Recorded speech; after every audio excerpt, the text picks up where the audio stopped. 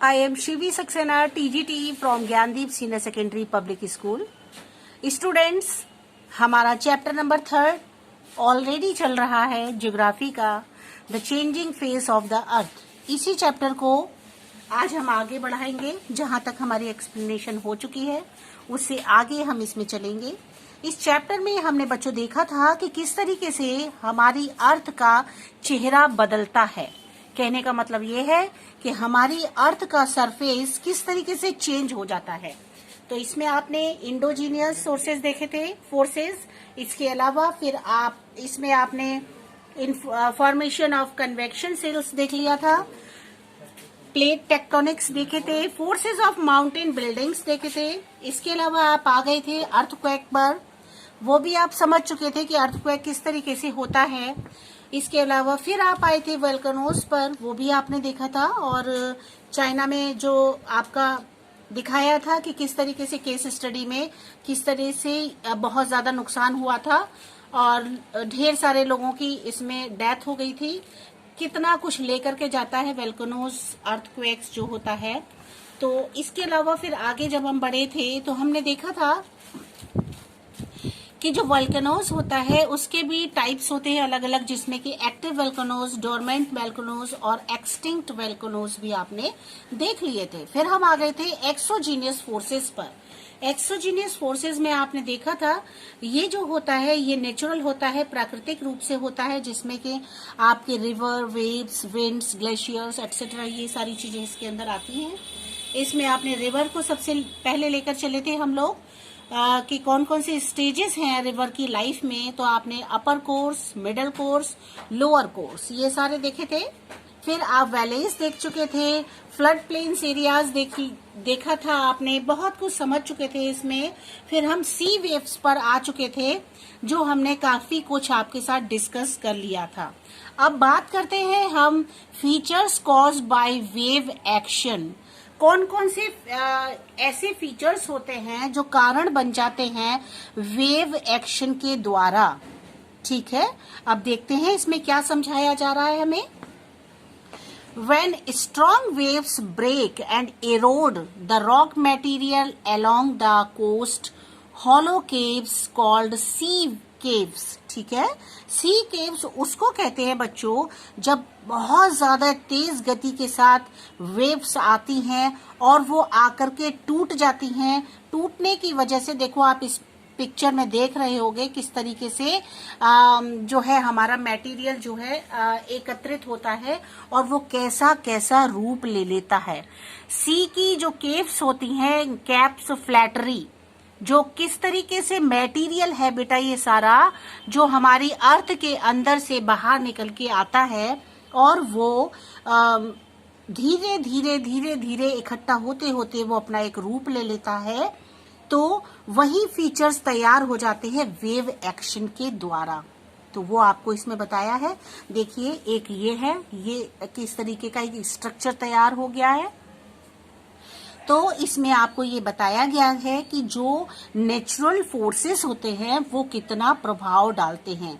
जो सी केव्स होता है ये जो बन जाता है उसका कारण होता है बहुत तेज गति से स्ट्रांगली वेव्स का चलना, टूटना, फिर बनना, फिर बिगड़ना, इरोड होना, और उससे जो रॉक मटेरियल होता है वो कभी हॉलो केव्स का रूप ले लेता है, कभी कोस्ट, इस तरीके से सी केव्स बन जाते हैं। तो इस तरह से बहुत कुछ चेंज होता चला जाता है फॉर्मेशन में।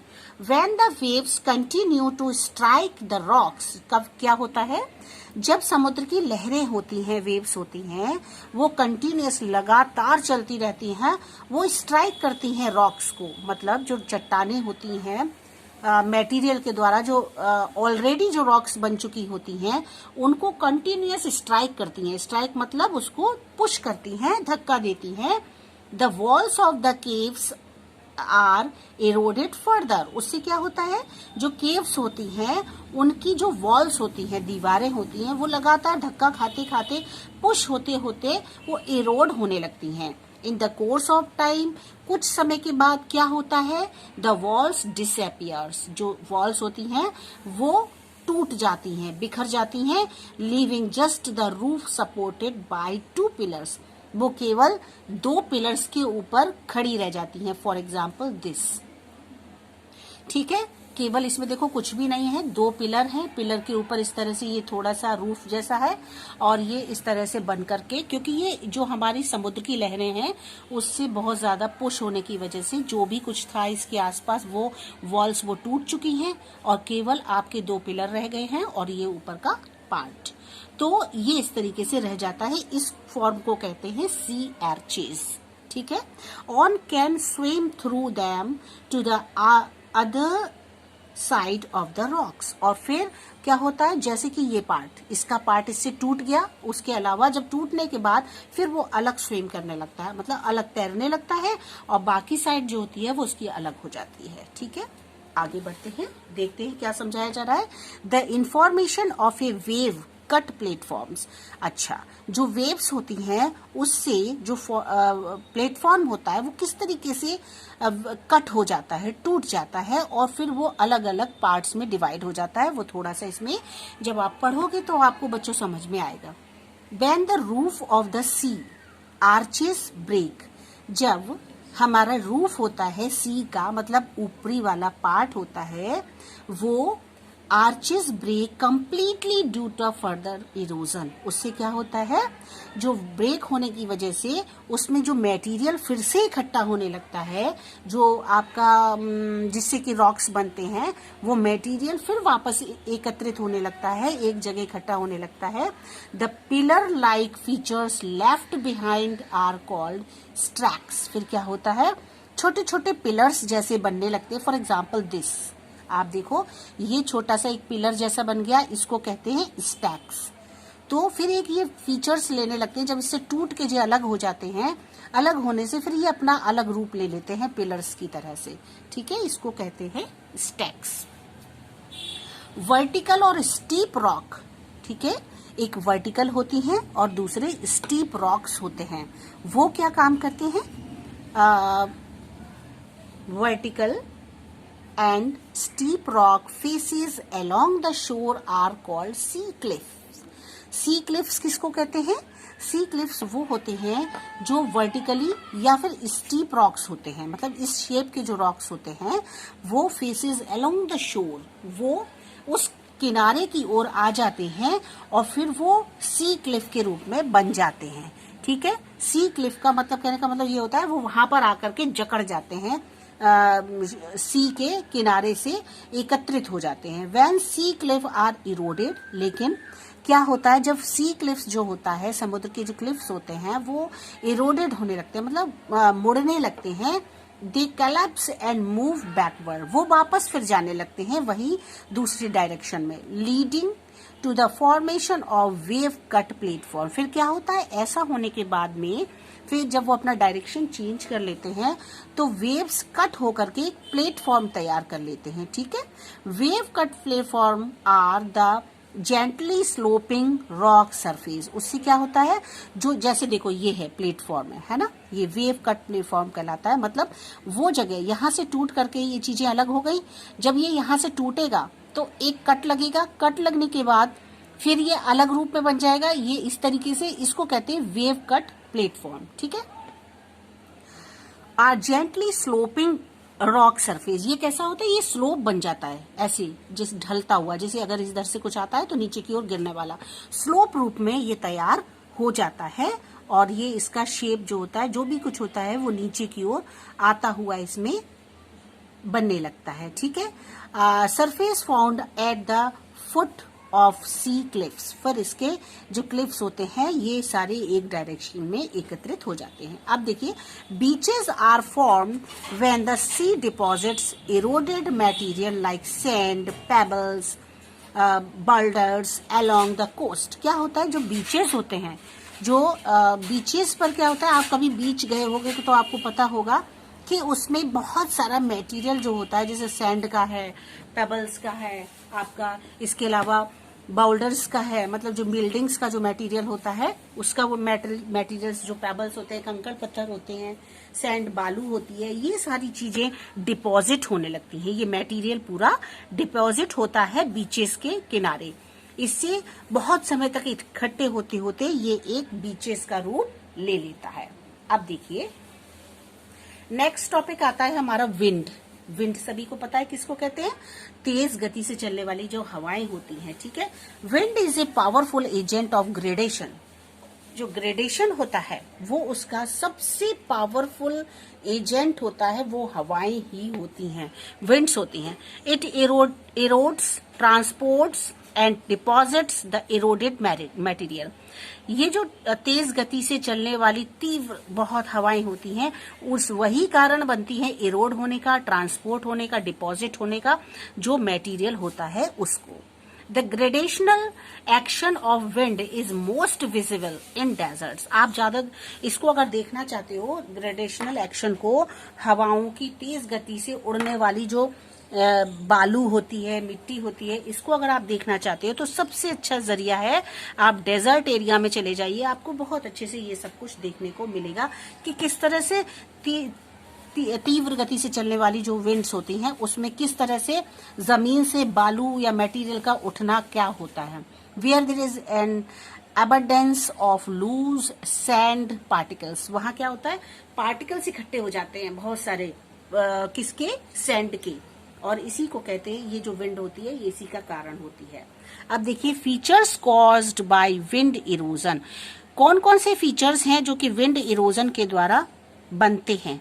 Generally strong winds blow in desert area. ज्यादातर क्या होता है बच्चों कि हम कहते हैं जो स्ट्रॉन्ग विंड्स होती हैं, मतलब तेज हवाएं जो होती हैं, चाहे वो गर्म हवाएं हो चाहे ठंडी हवाएं हो, वो ज्यादातर हमारे डेजर्ट एरिया में ही पाई जाती हैं, ऐसा माना जाता है। पिकिंग अप एंड पार्टिकल्स, वो बहुत सारे पार्टिकल्स को अपने साथ लेकर के आती हैं। When sand laden winds blow against a rock face, क्या होता है जब बहुत तेज हवाएं चलती हैं, वो एक के बाद एक बालू का लेडन जैसा बन जाता है, मतलब सीढ़ियों की तरह से बनने लगता है ना। उसके बाद ब्लो अगेंस्ट रॉ फेस, और वो अगेंस्ट होने लगता है रॉक से। The particle hit the rock with great force. फिर क्या होता है, जो रॉक्स होती हैं उसको छोड़ करके वो पार्टिकल्स हिट होने लगते हैं, मतलब दूर होने लगते हैं हवा के बहाव से। The base of rock is eroded, और जो रॉक्स का बेस होता है, जो उसका स्टार्टिंग होती है, वो इरोड होने लगती है फ्रॉम ऑल साइड, सभी साइड से, by the suspended sharp dust particles in the lower layer of the winds. क्या होता है, जो सबसे नीचे वाला पार्ट होता है हवा का, वो उन पार्टिकल्स को उठा करके बहा देता है, हवा में उड़ा देता है। This leads to the creation of mushroom rocks. इसको कहते हैं, इससे क्या क्रिएट होने लगता है, जब इस तरीके से हवाएं तेज उठती हैं और फिर वो उठने के बाद जो रूप ले लेती हैं, कहीं तो जाके इकट्ठी होती हैं, फिर वो रूप काय का बन जाता है, वो होता है mushroom rocks.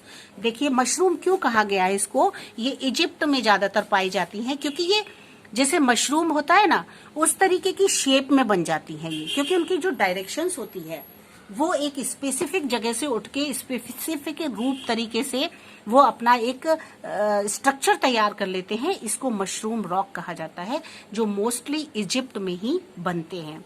This which have a broad top and narrow bottom, जिसका जो टॉप जो होता है वो बहुत बड़ा होता है, और ये जो बॉटम होता है इसका बहुत छोटा, मतलब पतला होता है।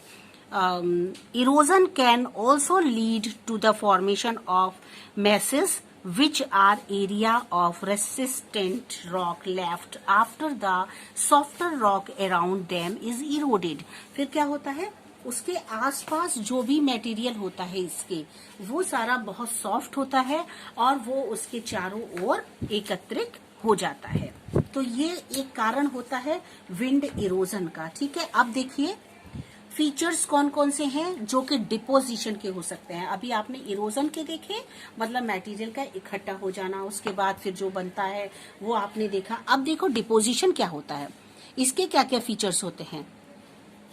There are several features caused by depositional work of winds. बहुत सारे ऐसे फीचर्स होते हैं बच्चों जो कि डिपोजिशनल फीचर्स के द्वारा, विंड वर्क के द्वारा, जो कि विंड्स के द्वारा होता है, वो सामने देखने के लिए मिलते हैं। जैसे कि सैंड स्टॉर्म्स है ना, बहुत बड़ा सैंड स्टॉर्म बन जाता है। The wind carries large amount of sand grains.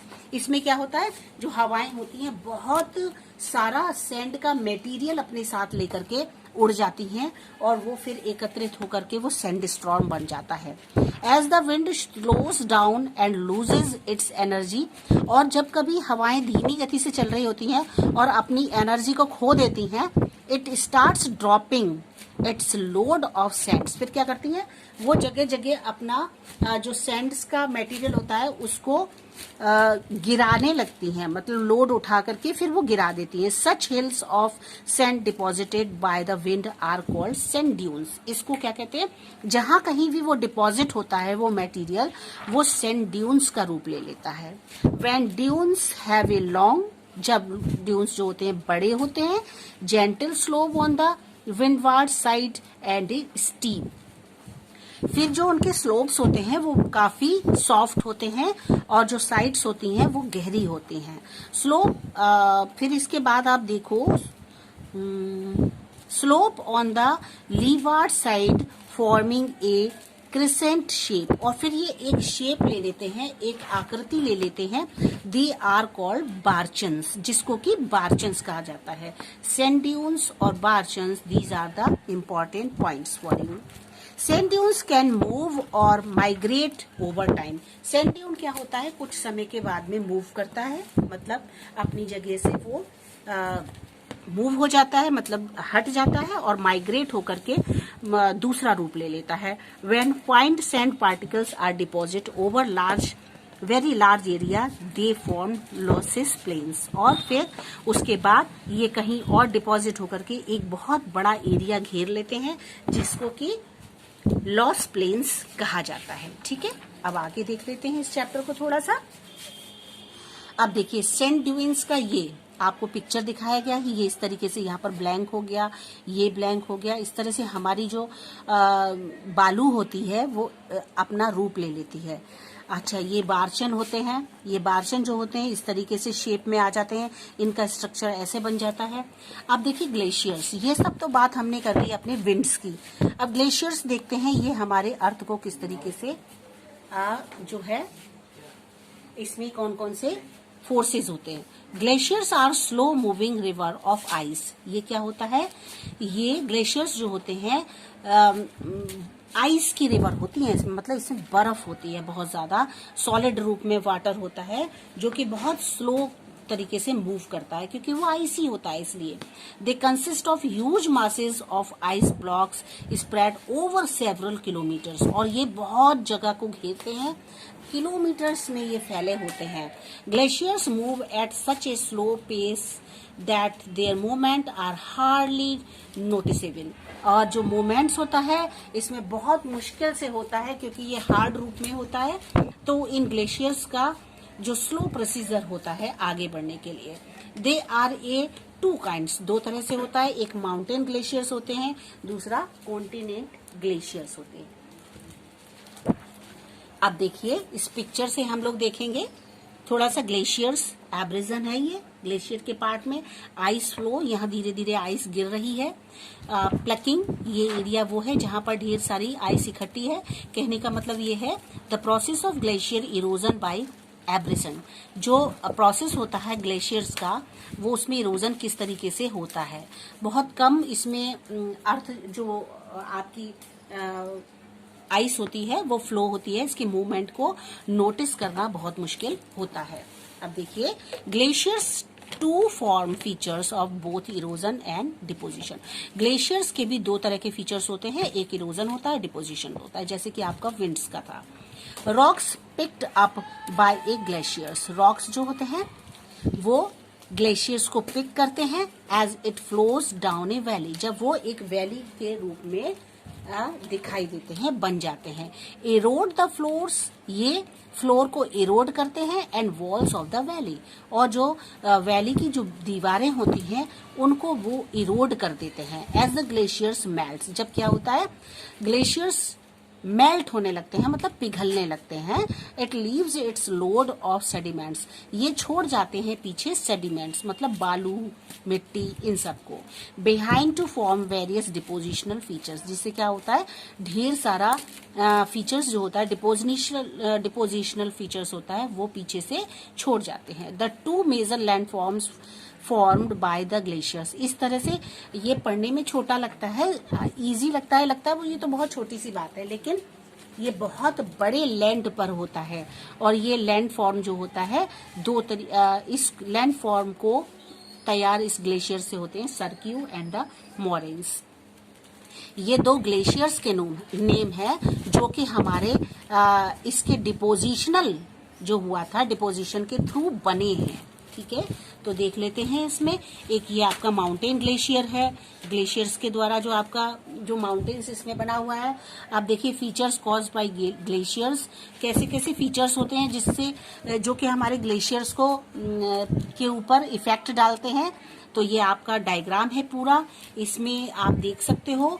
सरक्यू वो है जो कि एक ग्लेशियर का नाम है, की जगह को बोलते हैं। A cirque is an armchair like depression caused by the erosive action of a glacier. क्या होता है, ग्लेशियर की इरोजिव एक्शन के द्वारा ये सरक्यू बना है। When ice accumulate in hollow high up on mountain slopes, जब आइस जो होती है वो बहुत ऊंचे माउंटेन रूप में तैयार हो जाती है।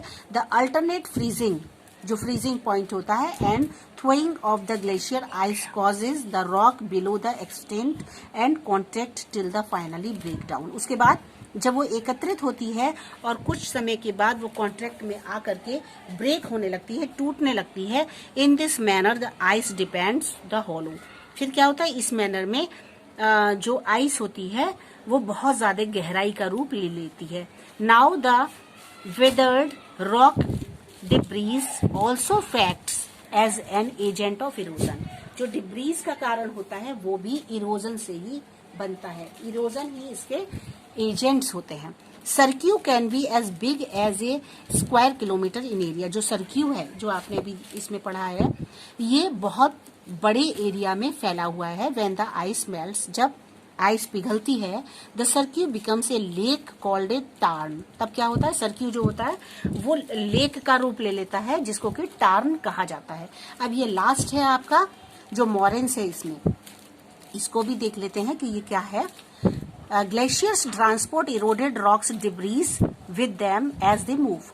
ग्लेशियर्स जो होते हैं वो ट्रांसपोर्ट हो जाते हैं, इरोड होते हैं रॉक डिब्रीज को, और इसके साथ साथ वो फिर मूव करने लगते हैं।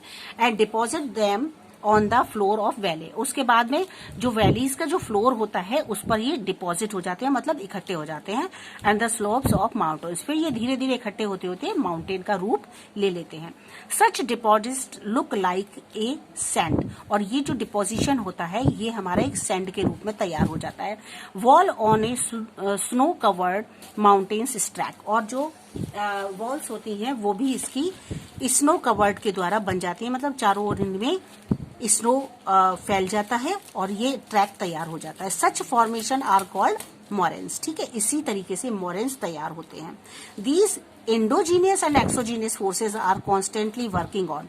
ठीक है, आपने इंडोजीनियस फोर्सेज भी देख लिए, आपने एक्सोजीनियस फोर्सेज भी देख लिए, किस तरीके से वर्क करते हैं ऑन एंड चेंजिंग, किस तरह से चेंज होते हैं the surface of the earth. जैसा कि आपके चैप्टर का नाम था कि changing face of the earth, आपने देखा था इस चैप्टर का जो नाम था वो ये है, changing face of the earth. तो सिर्फ दो ही तरीके होते हैं जिससे कि हमारे अर्थ का फेस जो होता है वो चेंज होता है। एक होता है इंडोजीनियस फोर्सेस और दूसरा होता है आपका एक्सोजीनियस फोर्सेस। बस इन्हीं दो की कहानी है पूरे इस चैप्टर में। इंडोजीनियस फोर्सेस क्या होते हैं, एक्सोजीनियस फोर्सेस क्या होते हैं, इसी से हमारे अर्थ का पूरा चेहरा जो होता है वो चेंज होता है, फेस चेंज होता है। ठीक है, तो आप ये सब कुछ इसमें देख चुके हो। ये फॉर्मेशन है सरक्यू का जो आप आराम से समझ सकते हैं, इसमें वो सारी चीजें हैं जो आपके डिटेल में समझाई गई है। ठीक है बच्चों, तो ये चैप्टर आपका कंप्लीट हो चुका है। आप इसको अच्छे से तैयार कर लीजिएगा। जो कुछ भी अच्छा लगे आपको इसमें से डीपेस्ट जो आपको क्वेश्चन निकाल सके वो क्वेश्चन निकालिएगा और अपनी पढ़ाई करते रहिएगा। क्वेश्चंस तैयार कर लीजिएगा, पीडीएफ आपके लिए भेज दिया जाएगा। आप उसे कंप्लीट कर लीजिएगा। Okay students, bye bye.